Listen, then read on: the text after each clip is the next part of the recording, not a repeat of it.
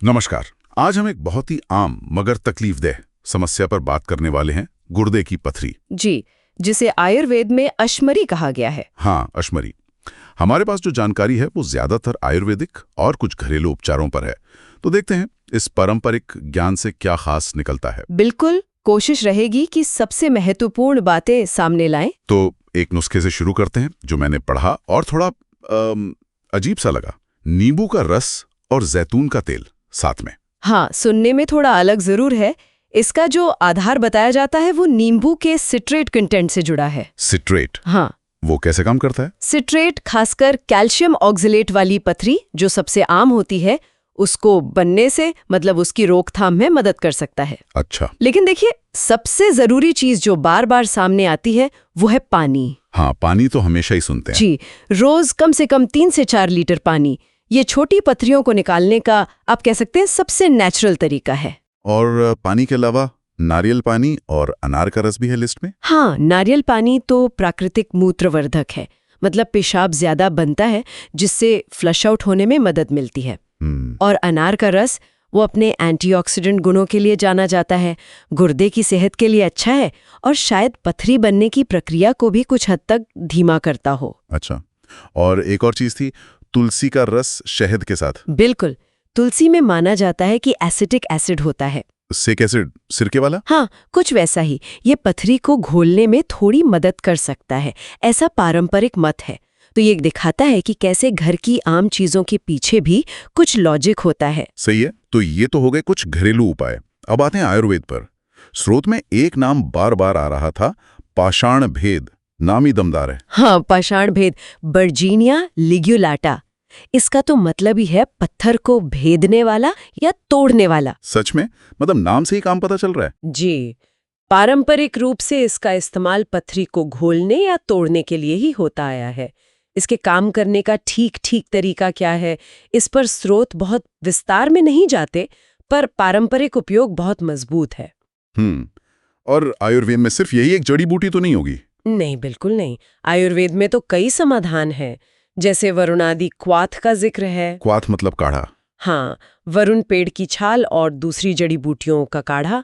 माना जाता है कि ये पथरी का साइज कम करता है और दोबारा बनने से रोकता है। अच्छा, दोबारा बनने से भी? जी। फिर पुनर्नवा है, बोरहाविया डिफ्यूजा।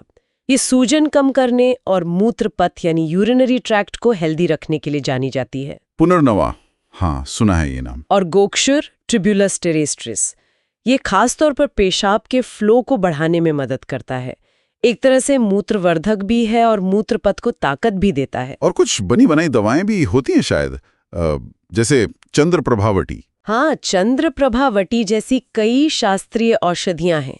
ये वटी यानी गोलियों के रूप में होती हैं और इनमें कई जड़ी बूटियों का मिश्रण होता है। ये पूरे सिस्टम पर काम करती हैं ताकि पथरी बनने की जो टेंडेंसी है वो कम हो। समझ गया। अच्छा, जड़ी बूटियों के अलावा खान पान और लाइफस्टाइल पर भी काफी जोर दिया गया है। क्या खाना है क्या नहीं? खान पान तो बहुत ही अहम है। जौ का पानी पीने की सलाह है, खीरा, नारियल, तरबूज, मतलब पानी वाली चीजें ज्यादा। और एक खास दाल का जिक्र है, कुल्थी दाल। कुल्थी? हाँ, कुल्थी दाल का सूप।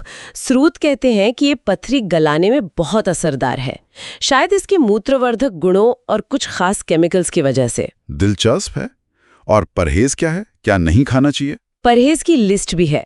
ऑक्सलेट वाली चीजें कम करनी है, जैसे पालक, चुकंदर, चॉकलेट, चाय। ओह, पालक भी? हाँ, क्योंकि ऑक्सलेट पथरी का एक मुख्य घटक है। इसके अलावा ज्यादा नमक, चीनी, रेड मीट, शराब और सॉफ्ट ड्रिंक्स से बचने को कहा गया है। और लाइफस्टाइल में?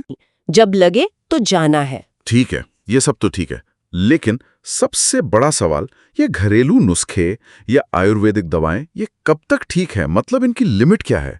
डॉक्टर के पास कब जाना है? ये समझना सबसे ज्यादा जरूरी है और स्रोत इस बारे में बिल्कुल साफ है।